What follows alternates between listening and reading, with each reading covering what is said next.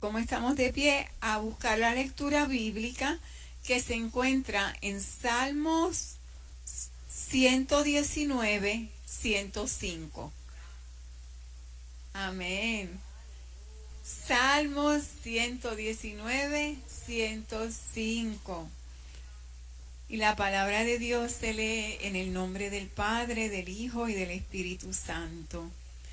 Lámpara es a mis pies tu palabra y lumbrera a mi camino. Amén. Oremos. Querido Dios, te damos gracias por la luz, por la lámpara, Señor, que es la palabra de Dios, la Biblia, Señor. Nos lleva a Cristo, porque Cristo es la luz también, Señor. Ayúdanos, Señor, a comprometernos diariamente a leerla. Ayúdanos, Señor, a ser fieles a ti. Ayúdanos, Padre, a buscarte en espíritu y en verdad. Y todo te lo pedimos por los méritos que hay en Cristo Jesús. Amén. Amén. Bueno, el tema para la mañana de hoy es la luz mayor, que es la Biblia, ¿verdad? Hoy también los invito a ir a Juan 1 del 1 al 3, que nos dice que en el principio era el Verbo, y el Verbo estaba con Dios, y el Verbo era Dios.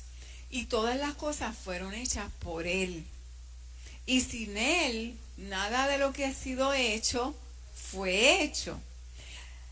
Pero el verso 14 nos dice, y ese Verbo se hizo carne y habitó entre nosotros, y vimos su gloria, gloria como del unigénito del Padre, lleno de gracia y de verdad. Y en ese mismo capítulo 1, hermanos, nos dice Juan, en los versos 9 y 10, que aquella palabra, o sea, el Verbo, aquella palabra, era la luz verdadera que alumbra a todo hombre que viene a este mundo. En el mundo estaba, y el mundo fue hecho por Él, y el mundo no le conoció. A los suyos vino, y los suyos no les recibieron. Mas a todos los que les recibieron les dio potestad de ser hijos de Dios, a los que creen en su nombre. Hoy, hermanos, amén, gloria a Dios, hoy estaremos viendo algunos beneficios de la luz mayor. Y también veremos cómo hombres y mujeres han sido reflectores de esa luz.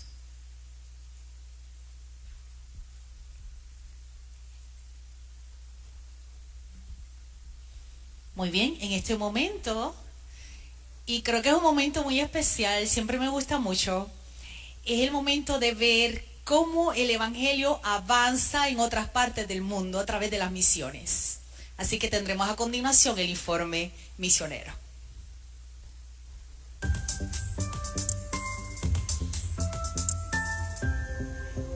Bienvenidos a la historia del relato misionero para el sábado 11 de mayo del 2024 titulado Dios es real. Cuando Sonia terminó la secundaria, lo que más deseaba era estudiar medicina en una prestigiosa universidad. Sin embargo, para poder matricularse en esa universidad tendría que pagar un generoso soborno. Hoy en día, los sobornos no son necesarios para entrar en los centros de enseñanza en Uzbekistán, el país natal de Sonia. Pero la vida era diferente cuando Sonia se preparaba para ir a la universidad. Sonia le contó a su padre su deseo de estudiar medicina e inmediatamente él declaró: no voy a pagar un soborno. No obstante, Sonia llenó los formularios de solicitud de la universidad esperando lo mejor. Cuando se acercaba su graduación de secundaria, compartió su sueño con familiares, amigos y profesores. Todos parecían hacerle la misma pregunta: ¿Ya conseguiste el dinero para el soborno? Sonia empezó a preocuparse. Sabía que papá ya había tomado una decisión. Además, no tenía dinero y no estaba haciendo ningún esfuerzo por pedirlo prestado a parientes o amigos. Solo oraba para que Dios le ayudara a estudiar medicina. Su mamá, que trabajaba como maestra de escuela, también estaba orando. Sonia no estaba segura de qué pensar. Había asistido con sus padres a una iglesia adventista del séptimo día desde que era pequeña, pero no estaba convencida de que Dios fuera real. Bastaba con solo orar y esperar. Su mamá tuvo una idea. Tienes que prepararte para el examen de admisión a la universidad y seguiremos orando, le dijo. Sonia se sorprendió. Su mamá parecía estar insinuando que las oraciones debían combinarse con algún esfuerzo de su parte. Así que empezó a estudiar. A pesar de que la fecha del examen aún no estaba programada, cuando entregó los formularios de solicitud de vacante, se enteró de que todavía no se había fijado la fecha. Te llamaremos, le dijo un administrador de la universidad. Sonia terminó la secundaria y siguió estudiando para el examen de acceso a la universidad. Pasó un mes, pasaron 2 meses, los padres de Sonia continuaban orando mientras ella se mantenía estudiando. Nadie llamó de la universidad. Finalmente, casi al final del verano, Sonia llamó a la universidad para preguntar por la fecha. Tienes que venir para que hablemos de ello en la universidad, le dijo la persona que respondió la llamada. Sonia y su madre llegaron a la universidad a las 10 de la mañana. Un guardia las detuvo en la puerta principal. Todos los exámenes de ingreso han terminado, dijo. Sonia se quedó estupefacta. Luego se indignó. Había entregado la solicitud a tiempo, pero nadie la había llamado para darle la fecha prometida. Sentía que había desperdiciado todo el verano estudiando para el examen de ingreso. La madre percibió la angustia de Sonia. ¿Ha publicado la universidad los resultados de los exámenes de ingreso?, le preguntó la madre al guardia. Sí, respondió él. Vaya allí y podrá ver la lista de los estudiantes que han sido aceptados. La madre se acercó a mirar y Sonia la siguió de cerca. Al mirar la lista, Sonia vio de repente su nombre. Mira, exclamó, me han aceptado, de los muchos estudiantes que se habían postulado. Ella había sido aceptada sin soborno, sin ni siquiera tener que presentar un examen de ingreso. Todas sus dudas sobre Dios desaparecieron de inmediato. Antes de empezar la universidad, Sonia entregó su corazón a Jesús por medio del bautismo. Esta experiencia me enseñó que Dios es real, dijo. Pero ese no fue el final de la historia. Cuando empezaron las clases, los compañeros le preguntaron a Sonia cuánto había tenido que pagar de más para entrar a la universidad. Nada, respondió ella. Ni siquiera tuve que hacer el examen de ingreso. Entonces, ¿cómo acabaste siendo estudiante aquí?, le preguntaron asombrados. Tengo un contacto, respondió ella.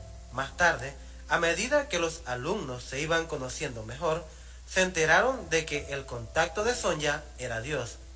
Varios desearon saber más sobre sus creencias, así que Sonia formó un grupo de estudio de la Biblia.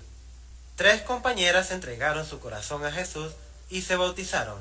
Hoy, Sonia busca cada día oportunidades para compartir su fe. Dios es real, afirma. Parte de la ofrenda del 13º sábado de este trimestre ayudará a abrir la primera escuela primaria adventista del 7º día en Tashkent, Uzbekistán. Gracias por planificar una ofrenda generosa para el 29 de junio. Bendiciones. Amén. Nuestras ofrendas son importantes, ¿verdad?, para poder ayudar a las misiones. Así que el Señor nos ayude, ¿verdad?, a que siempre seamos generosos con las ofrendas. El primer beneficio, la palabra de Dios tiene infinitos beneficios. No los podemos enumerar. Yo solamente voy a enumerar 7. en la mañana de hoy, si el tiempo no está, ¿verdad? Pero realmente los beneficios de la palabra de Dios son infinitos. Y ya vimos el primer beneficio, que es que nos saca de las tinieblas para llevarnos a la luz admirable, que es Cristo, ¿verdad? El segundo beneficio que tengo aquí para el día de hoy es que la palabra de Dios nos muestra el camino hacia la vida eterna. Juan 5:39 nos dice: escudriñad las escrituras, porque a vosotros os parece que ellas son las que dan testimonio de mí. Sin embargo, el 40, Jesús nos dice: mas no queréis venir a mí para que tengáis vida. ¿Y por qué debemos ir a Cristo? En Juan 14:6, Jesús dijo: yo soy el camino y la verdad y la vida. Nadie viene al Padre sino por mí. Solo a través de Cristo llegamos al Padre, y solo a través de Él heredaremos la vida eterna. Otro beneficio de la palabra de Dios es que a través de la palabra podemos tener una relación íntima con el Hijo de Dios, con Cristo, para que el Espíritu Santo implemente el carácter de Jesús en nosotros. Segunda de Corintios 3, 17, 18 se registra lo siguiente: porque el Señor es el Espíritu. Vuelvo y repito: porque el Señor es el Espíritu. Y donde está el Espíritu del Señor, allí hay libertad. Por tanto, mirando cara a cara descubierta como en un espejo la gloria de Dios, somos transformados de gloria en gloria en la misma imagen como por el Espíritu del Señor. Así que sabemos, número uno, que cuando estudiamos la palabra de Dios, ¿verdad?, el Señor nos saca de las tinieblas a la luz. Número dos, que cuando estudiamos la palabra de Dios, tenemos una íntima comunión con Jesús. Y tercero, cuando estudiamos la palabra de Dios, entonces el Espíritu Santo puede implementar el carácter de Jesús en nosotros. Otro beneficio de la palabra de Dios es que podemos conocer la ley de Dios, que es el trasunto de su carácter.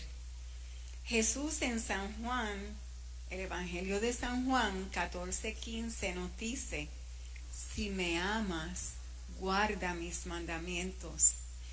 Conocer su carácter es una bendición de muy pocos, y entenderlo también es una bendición de muy pocos, y vivirlo aún más. Hoy en día hay 8 billones de seres humanos en el planeta Tierra y solo 200 millones de adventistas del séptimo día. Así que esto es como, yo lo imagino como el Mar Rojo que se abrió para los israelitas. Pues entonces, de ese 8 billones de habitantes, hermanos, se abrió a través del Espíritu Santo para que tú y yo sepamos que la ley es el carácter de Dios. Y eso es una bendición que no lo podemos ni explicar, que debemos de estar gozosos y agradecidos que no somos parte de ese pueblo, ¿verdad? Así que somos privilegiados al saber, reconocer y entender que la ley de Dios es el carácter de nuestro Salvador Jesucristo, y la palabra nos lleva a entender eso. Otro beneficio es que también Su palabra nos enseña que tú y yo podemos ser reflejo de la luz de Dios a otros. Desde Génesis hasta Apocalipsis vemos hombres y mujeres que reflejaron la luz de Cristo, comenzando desde Abel, que ofreció un cordero como ofrenda. Caín, por el contrario, ofreció su esfuerzo. Y sabemos que por nuestro propio esfuerzo no podemos llegar al Padre. Así que Abel ofreció un cordero como ofrenda, reconociendo que el centro de su vida era ¿quién? Cristo Jesús. Los profetas mayores y menores también es otro ejemplo, hermanos, que fueron también reflectores de la luz de Cristo y de sus mensajes. Esos mensajes venían directamente de Dios, recibidos a través del espíritu de profecía, o sea, del Espíritu Santo. Escudriñemos las Escrituras, hermanos. Hagamos un compromiso real y diario. La palabra de Dios también nos presenta, y esto es otro beneficio de la palabra de Dios, nos presenta la escena de juicio en el capítulo 7 de Daniel. Y no hay que temer, porque Jesús es nuestro abogado y es nuestro intercesor. Los protagonistas no somos nosotros. Qué equivocados estaríamos si pensáramos así, ¿verdad? Si pensáramos que nosotros somos los protagonistas. No. Cristo es el centro. Él es el todo. Él es el protagonista. Él es el Cordero inmolado, el gran yo soy. Jesucristo, el Hijo de Dios que quita el pecado del mundo. Y Él es el que está en el santuario celestial, en el lugar santísimo, intercediendo por cada uno de nosotros, ¿verdad? No con sangre de machos cabríos, como los sacerdotes llevaban, ¿verdad? Que entonces tenían que... era un símbolo, pero que había que repetir continuamente ese sacrificio. La sangre de Cristo, hermanos, una sola vez se dio y es suficiente para perdonar los pecados de toda la humanidad. Y entonces, esto es maravilloso, como a través de la palabra de Dios podemos también entender, meditar y apropiarnos, ¿verdad? A través del perdón, pidiendo perdón, de ese sacrificio de Cristo. Así que, hermanos, estos solamente son algunos beneficios de la palabra de Dios, porque los beneficios son eternos, eternos. Podríamos hablar de que la palabra de Dios nos ayuda a manejar nuestro dinero. La palabra de Dios nos ayuda a tener una alimentación correcta. La palabra de Dios nos ayuda a criar a nuestros hijos. Así que imagínense, son eternas las bendiciones que recibimos de la palabra de Dios, hermanos. Y como les había dicho en la introducción, hoy estaremos también viendo algunos beneficios, no solo de la palabra de Dios, sino algunos beneficios de algunos hombres y mujeres que han sido reflectores de esa luz. Ya vimos a Abel, ¿verdad? Y quería compartir con ustedes algo bien importante que dice la sierva de Dios. Si me permiten unos segundos para buscarlo. En el libro Testimonios para la Iglesia, tomo 9. La sierva de Dios, hermanos, fue inspirada por el Espíritu Santo, ¿verdad? Y vimos que también los profetas menores y mayores fueron inspirados por el Espíritu Santo. Y nosotros nos apropiamos de todos esos consejos que la palabra de Dios nos da a través de Isaías, que vio el cordero inmolado, a través de Ezequiel, que vio el lugar santísimo, ¿verdad? Pero también la sierva de Dios, eso es otro beneficio, ella también vio a Jesús pasar del lugar santo al lugar santísimo, porque a Dios le plació darle a ella el espíritu de profecía. Y quiero leer de uno de sus escritos. Esto se encuentra en Testimonios para la Iglesia, tomo 9, en la página 239. Y se lo voy a dejar como de asignación por la situación del tiempo, pero les voy a leer. Dice así: el 5º capítulo de Apocalipsis debe estudiarse detenidamente. Es de la mayor importancia para los que han de desempeñar una parte en la obra de Dios en los últimos días.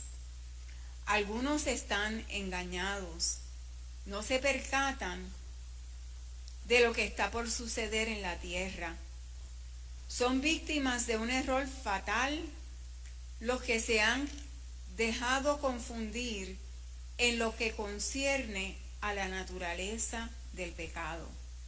Así que ella nos insta a que leamos el 5º capítulo del Apocalipsis y termina diciendo: a menos que hagan un cambio decisivo, serán hallados faltos cuando Dios pronuncie sus sentencias sobre los hijos de los hombres, habiendo transgredido la ley y quebrantado el pacto eterno, recibirán un galardón correspondiente a sus obras.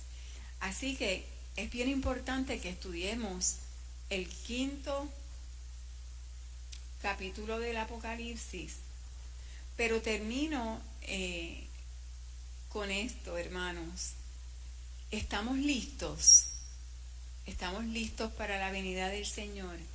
Que el Espíritu Santo nos ayude, ¿verdad?, a permanecer firmes, que por sobre todas las cosas, de las 24 horas que tenemos durante el día, podamos diezmar de nuestro tiempo para estudiar las Escrituras. Eso es lo más importante que debemos hacer durante el día. Diezmar de 24 horas no es tan difícil si lo ponemos como prioridad en la mañana, en la hora del almuerzo y en la noche, sino que nos mantengamos siempre, ¿verdad?, conectados a Él, y que nuestra oración sea siempre: ven, Señor Jesús. Ahora tendremos a nuestra hermana Idaliz con una alabanza para nuestro Dios.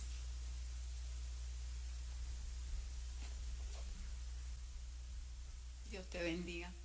Dios les bendiga a todos. Bendiciones, feliz sábado. Gloria a Dios de poder llegar a la casa del Señor, ¿verdad? Importante es que llegamos y eso nos da victoria. No cómo, sino que llegamos. La gloria sea para Dios.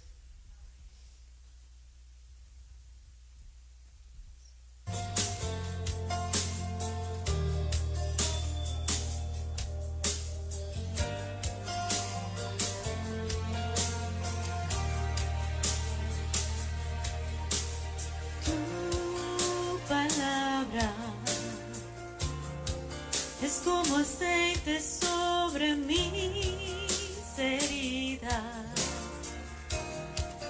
es el agua en el desierto y el color en el invierno. Tu palabra es la voz que me habla en la mañana. sana.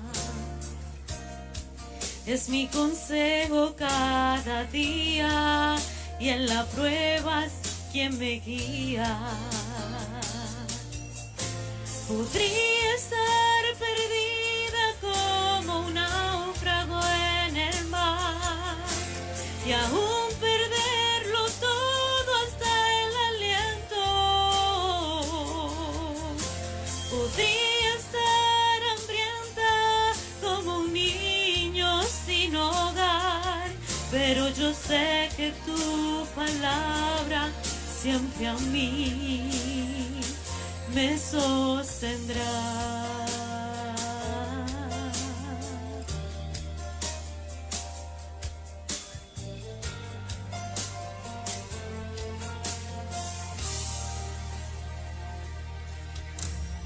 Tu palabra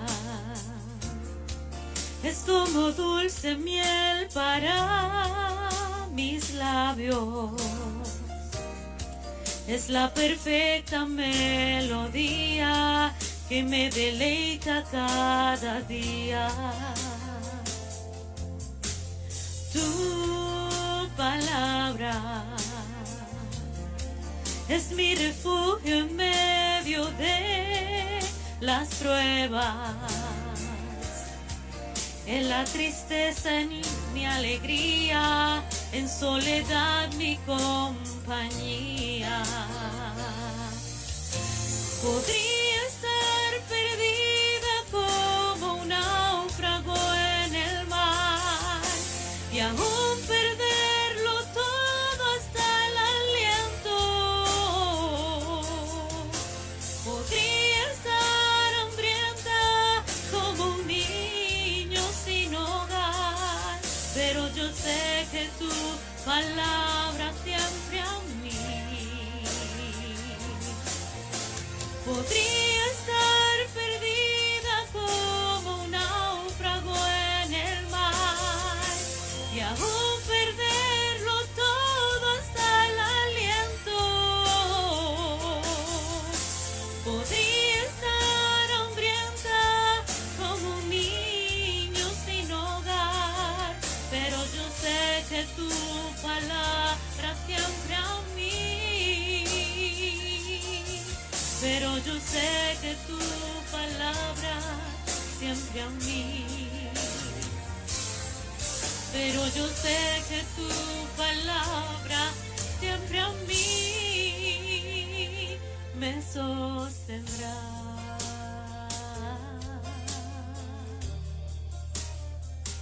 Tu palabra, Señor.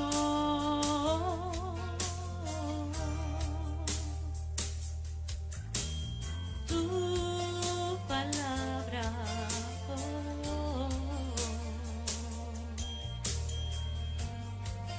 siempre me sostendrá. Amén.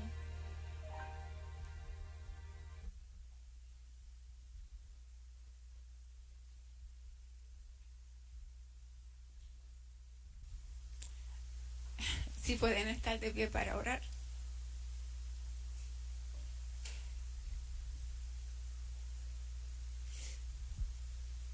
Te damos gracias, Señor. Gracias, Padre, porque tú has dejado el instrumento más hermoso, Señor, para que podamos encontrar a tu Hijo Jesús. Perdónanos, Señor, cuando por los afanes de la vida tomamos muy poco tiempo para estudiar tu palabra. Ayúdanos a diezmar de nuestro tiempo. No vendríamos a la iglesia como yo he pensado en estos días. O quizás tú me has puesto este pensamiento. No vendríamos a la iglesia sin lavarnos la boca. Nadie haría eso. Porque ya estamos indoctrinados. Ayúdanos a indoctrinarnos para estudiar tu palabra. Que no salgamos de nuestras casas sin estudiar tu palabra, Señor. que no nos acostemos a dormir sin estudiar tu palabra, Señor. Te pedimos que tu Santo Espíritu nos ayude en esta tarea, Señor. Ahora te pido, Señor, por los maestros, que tu Santo Espíritu los ilumine, y también, Señor, por la persona que ha de predicar en el culto divino, que tu Santo Espíritu lo unja para que nos traiga palabra de vida para vida eterna. Gracias por tu amor, perdona nuestras faltas y pecados. Ayuda a esta carne, Señor, a que sea sometida y que Cristo sea el centro de nuestras vidas. Te lo pedimos todo en el nombre de Jesús. Amén.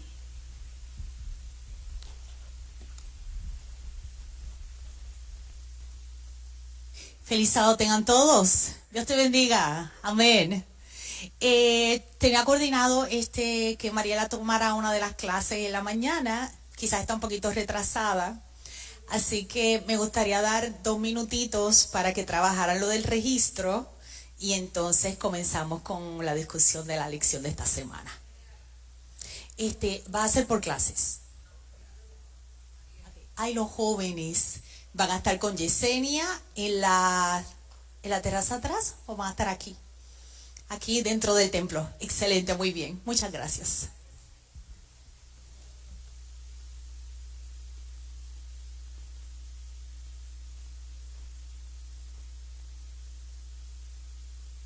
Hola mis amigos queridos, qué alegría, estamos juntos nuevamente.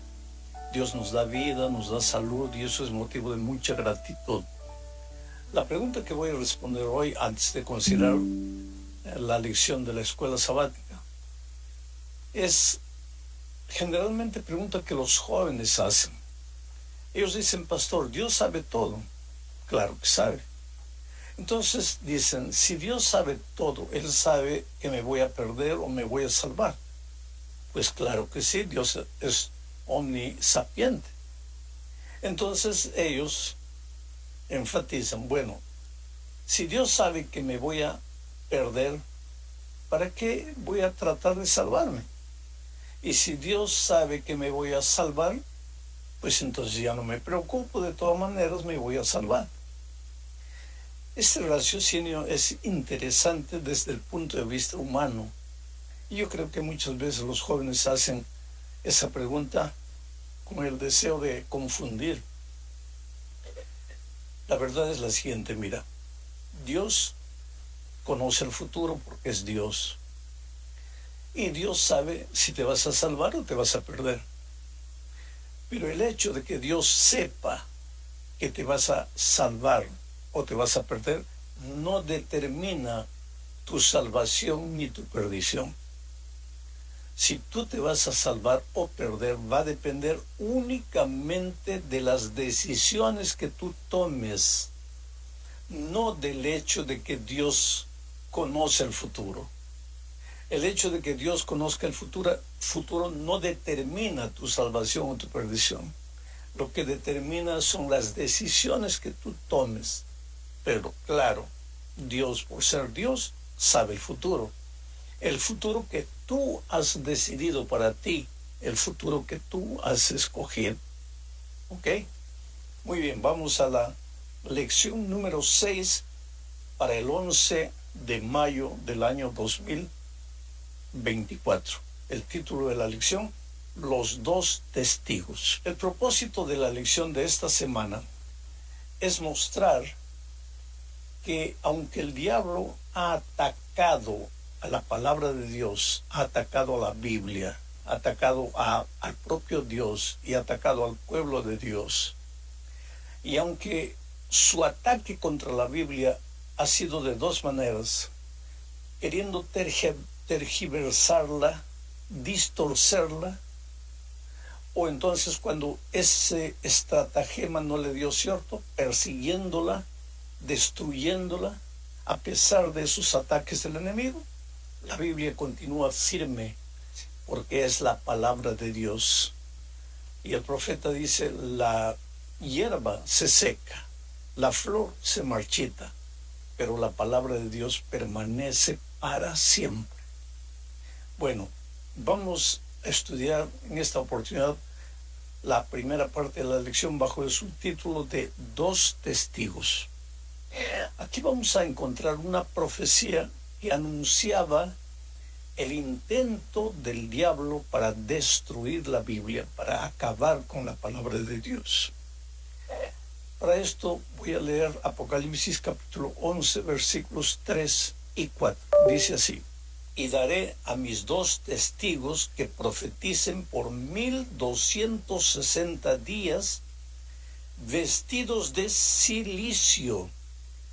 Estos testigos son los dos olivos y los dos candeleros que están en pie delante del Dios de la tierra. Para empezar, necesitamos hacer una pregunta. ¿Quiénes son estos dos testigos? Testigos. Entonces leamos las propias palabras del Señor Jesucristo en Juan 5:39. Él le dijo a los discípulos lo siguiente: escudriñad las Escrituras, porque a vosotros os parece que en ellas, en las Escrituras, tenéis la vida eterna, y ellas, las Escrituras, son las que dan testimonio de mí. La Biblia da testimonio del Señor Jesucristo. Entonces la Biblia es el testigo del Señor Jesucristo, el que da testimonio de Jesucristo. Pero aquí la profecía que leímos de Apocalipsis habla de dos testigos.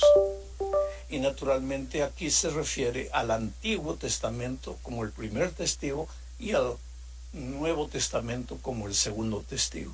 Mas aquí el texto no habla solo de dos testigos. Dice que esos dos testigos son los dos ramos de olivos. ¿Y a qué se refiere esto? Se refiere a una otra profecía del Antiguo Testamento, del libro de Zacarías. Voy a leer el texto. Zacarías capítulo 4, versículos 12 al 14. Dice así: hablé aún de nuevo y le dije: ¿qué significan las dos ramas de olivo que por medio de dos tubos de oro vierten de sí aceite como oro? Y me respondió diciendo: ¿no sabes qué es esto? Y dije: Señor mío, no. Y él dijo: estos son los dos ungidos que están delante del Señor de toda la tierra. Los dos testigos, los dos ungidos, el Antiguo y el Nuevo Testamento. Bueno, ¿y el candelero? ¿A qué se refiere? Vamos a leer 2 de Pedro 1:19. Dice así: y así tenemos la palabra profética más segura. Está hablando de la Biblia, de las Escrituras. Así tenemos la palabra profética más segura, a la cual hacéis bien en prestar atención, como a una lámpara que brilla en el lugar oscuro, hasta que el día despunte y el lucero de la mañana aparezca en vuestros corazones. El candelero, la lámpara, también es la palabra de Dios. ¿Y por qué en Apocalipsis dice que son dos lámparas, Antiguo y Nuevo Testamento? ¿Recuerdas que David en el Salmo 119, 105 dice: lámpara es a mis pies tu palabra?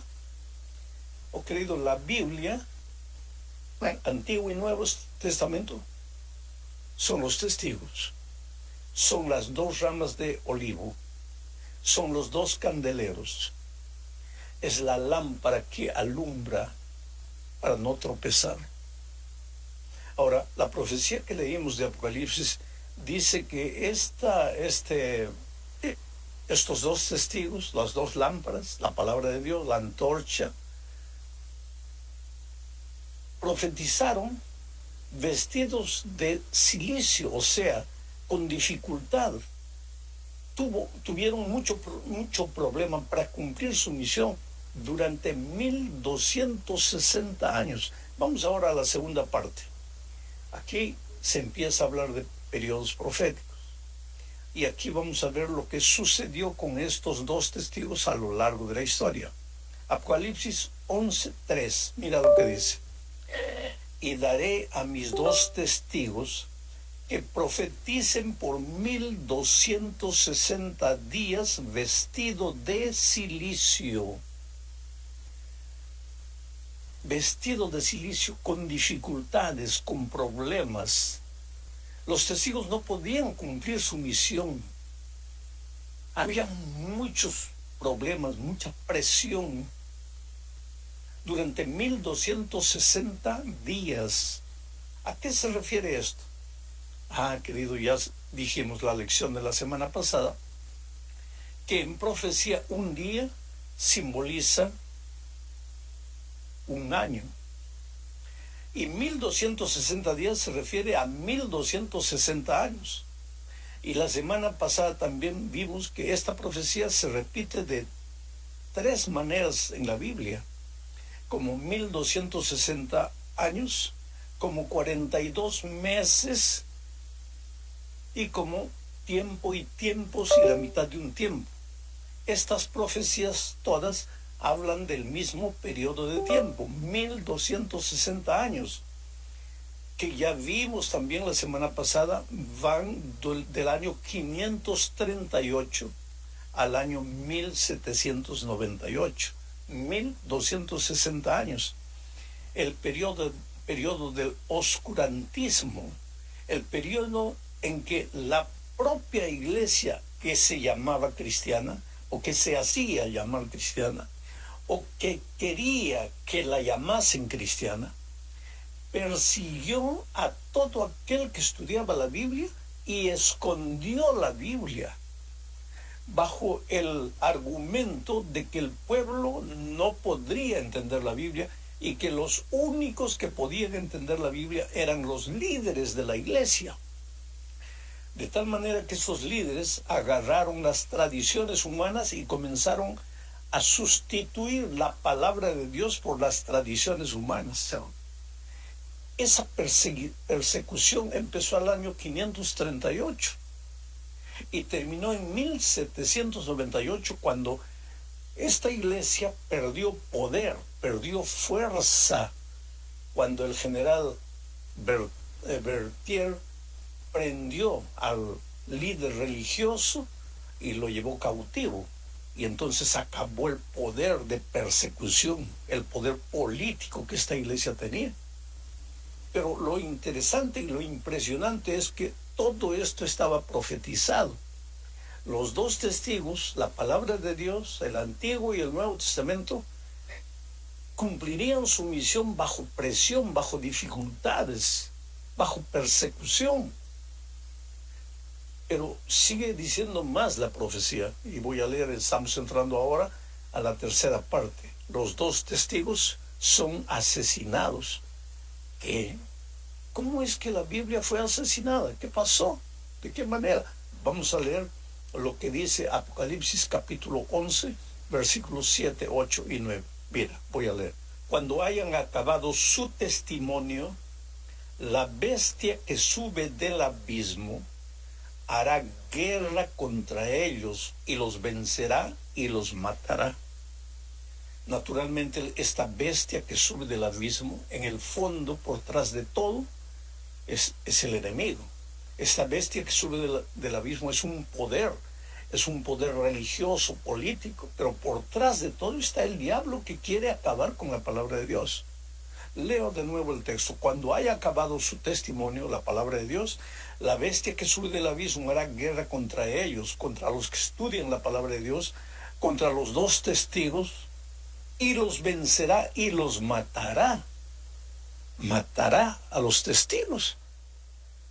Y sus cadáveres estarán en la plaza de la gran ciudad, que en sentido espiritual se llama Sodoma y Egipto, donde también nuestro Señor fue crucificado.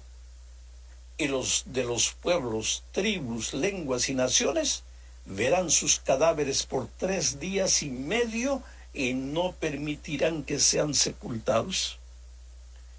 Qué extraña profecía. Pero si revisamos la historia, la profecía es el anuncio de la historia, y la historia explica la profecía. Porque aquí dice que el enemigo se levantará, porque durante 1260 años trató de destruirla y no pudo. Ahora se levanta con furia y la profecía dice que mata a los dos testigos. Y si nosotros pensamos bien en la historia, vamos a ver que aquí se refiere al poder político francés, que declaró oficialmente acabada la palabra de Dios. Y la profecía simboliza al poder francés durante la Revolución Francesa como Sodoma y Egipto. ¿Qué hizo Faraón de Egipto cuando Moisés quería libertar al pueblo de Israel y le dijo que había venido en nombre de Dios? ¿Cuál fue la pregunta de Faraón? ¿Qué Dios? Yo no reconozco a ningún Dios. Yo no tengo ningún Dios. Para mí no hay Dios. Lo mismo sucedió con los franceses en la Revolución Francesa. ¿De qué Dios me hablan? No existe Dios. Y si no existe Dios, este libro no puede ser la palabra de Dios. ¿Sabes qué? Francia decretó banir completamente la palabra de Dios, quemar en plaza pública miles y miles de ejemplares de la Biblia.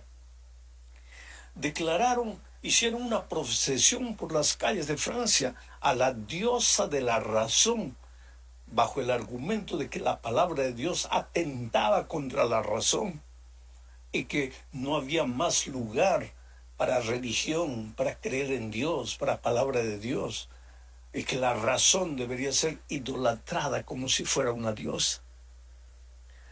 Y hay una cosa interesante: el 26 de noviembre del año 1793 se decretó en París la abolición de la religión y de la Biblia. En 1793, el 26 de noviembre. Pero sucede que 3 años y medio después, el 17 de junio del año 1797, cuando el gobierno francés eliminó esas leyes restrictivas de la religión. Y la profecía decía que la palabra de Dios estaría como muerta durante 3 años y medio. 3 días y medio, que en profecías son 3 años y medio. Justamente el tiempo de estos 3 años en que Francia decretó prohibida la religión. Y al final, el 17 de junio de 1797, el propio Congreso de ellos acabó con esta ley y se permitió de nuevo la religión. La profecía se cumplió al pie de la letra. Vamos a la cuarta parte de este estudio. Los dos testigos resucitan. Leo ahora Apocalipsis 11:11. Pero después de 3 días y medio, entró en ellos el espíritu de vida enviado por Dios, y se levantaron sobre sus pies los dos testigos, ¿no? Y cayó gran temor sobre los que los vieron. Es interesante que después de ese periodo, querido, la Biblia comenzó a publicarse en diferentes lugares. William Carey, un misionero, viajó a la India y tradujo la Biblia para diferentes dialectos de la India. En cierta ocasión, el incrédulo Voltaire, francés, dijo con arrogancia lo que les voy a leer y que está apareciendo ahí en la pantalla. Él dijo: estoy cansado de oír de continuo que 12 hombres establecieron la religión cristiana. Yo he de probar que un solo hombre basta para destruirla. Eso es lo que dijo Voltaire. Pero sabes, a su muerte, la casa que Voltaire tenía en Ginebra, porque él tenía 2 casas, una en Francia y otra en Ginebra, en Suiza, la casa de él en Ginebra fue comprada por la Sociedad Bíblica y fue usada como depósitos de Biblias, de miles de Biblias, para ser exportadas a otros países. Ese hombre que dijo que si 12 hombres fundaron la religión cristiana, yo voy a probar que yo solito voy a acabar con todo. Ese hombre, la casa de él, a la muerte de él, sirvió como depósito de Biblias. ¿Por qué? La profecía decía que los dos testigos iban a resucitar más vivificados. Y queridos, hoy la Biblia se ha esparcido por el mundo entero. La Biblia es el libro más traducido al mayor número de idiomas y dialectos del mundo. No hay ningún libro que se acerque siquiera a la cantidad de idiomas y dialectos a los que la Biblia fue traducida. Hoy Dios tiene un pueblo en esta tierra para proclamar la Biblia. Mira, en el gran conflicto entre Cristo y Satanás, el diablo trató de incluir las tradiciones humanas en la palabra de Dios para lentamente sacar la palabra de Dios y quedarse con las tradiciones humanas. Pero hubo un remanente fiel que siempre se permaneció fiel a lo que Dios decía en su palabra. Cuando el diablo no pudo usar la seducción para engañar, entonces usó la fuerza. El pueblo de Dios fue perseguido, la Biblia fue quemada en plazas públicas, y sin embargo, de acuerdo a la profecía, aunque parecía muerta, resucitaría. Y hoy la palabra de Dios está siendo esparcida por todo el mundo. No hay hotel en los Estados Unidos, especialmente a donde yo llegue, que no encuentre una Biblia ahí en la mesa de noche. En todos los hoteles hay gente que ha tomado como su misión esparcir la palabra de Dios por todo lado. Por eso, querido, la norma de tu fe debe ser la palabra de Dios. El fundamento de tu fe, la palabra de Dios. ¿Por qué? Porque la palabra de Dios da testimonio del Señor Jesucristo. Cuando tú vas a la Biblia, vas a encontrar al Señor Jesucristo diciendo que te ama y que aunque tú te perdiste por voluntad propia, Él hizo todo para salvarte. ¿Por qué? Porque tú eres precioso a los ojos de Dios. Tú vales mucho más de lo que imaginas. Aunque la vida te golpee, aunque las circunstancias sean difíciles, tú eres precioso a los hijos de Dios, a los ojos de Dios. No te olvides de eso. Me abrazo.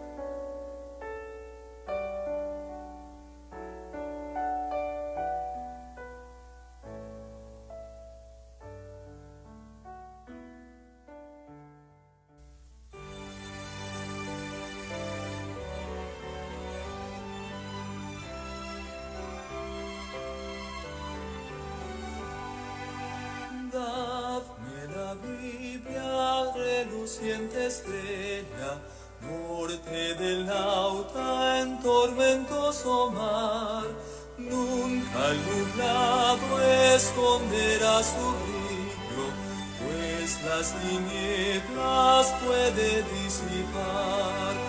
Dadme la Biblia, santa y clara nueva, luz del camino angosto y celestial, recta y promesa, ley y amor unidos, hasta que rompa el alba eterna. Dadme la Biblia en mi desaliento, cuando el pecado cáuseme temor. Dadme los bienes dichos del Maestro, siempre me encuentre junto al Salvador. Dadme la Biblia, santa y clara nueva, luz del camino angosto y celestial, recta y promesa, ley y amor unidos, hasta que rompa el alba eterna. Dadme la Biblia, antorcha mis pisadas en la insegura senda terrenal, única luz constante en las tinieblas, prenda de paz y amparo celestial. Dadme la Biblia, santa y clara nueva, luz del camino angosto y celestial, recta y promesa, ley y amor unidos, hasta que rompa el alba eterna.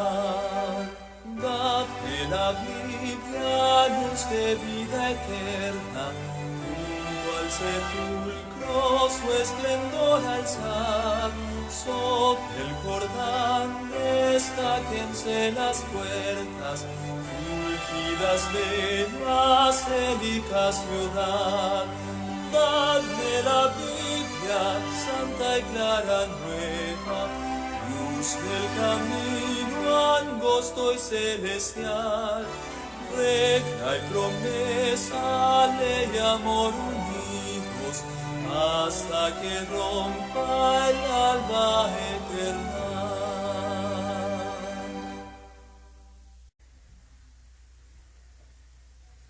En esta mañana, en la escuela sabática, hablamos de la luz mayor, ¿verdad? Que es la palabra de Dios.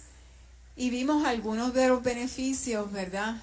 De cuando nosotros tenemos un firme propósito de estudiarla. Porque los beneficios son eternos. Los beneficios de estudiar la palabra de Dios son infinitos. Vimos, número 1, que la palabra de Dios nos saca de las tinieblas y nos lleva a la luz admirable, que es Cristo. Vimos que la palabra de Dios nos muestra el camino para la vida eterna, que Cristo es ese camino, ¿verdad? Cuando Él dijo en Juan 14:6, yo soy el camino, la verdad y la vida, nadie viene al Padre sino a través de mí. También a través de la palabra podemos tener una relación íntima con nuestro Salvador. Y esto es bien importante, hermanos, porque tenemos 3 enemigos. El primer enemigo que tenemos es el mundo. Las cosas del mundo nos atraen. El segundo enemigo es la carne. Y el tercer enemigo es ¿quién? El diablo, ¿verdad? Así que el Señor los reprenda. Así que a través de la palabra de Dios podemos tener una íntima comunión con nuestro Salvador. Otro de los beneficios de estudiar la palabra es conocer la ley, el trasunto de su carácter, ¿verdad?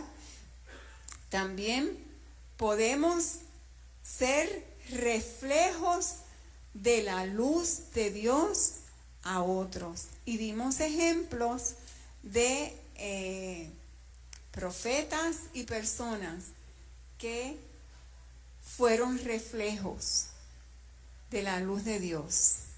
Y quiero terminar, dimos como que una asignación para todos, ¿verdad? Porque la sierva de Dios recomienda que en el tiempo del fin entendamos muy bien lo que dice Apocalipsis, el capítulo 5.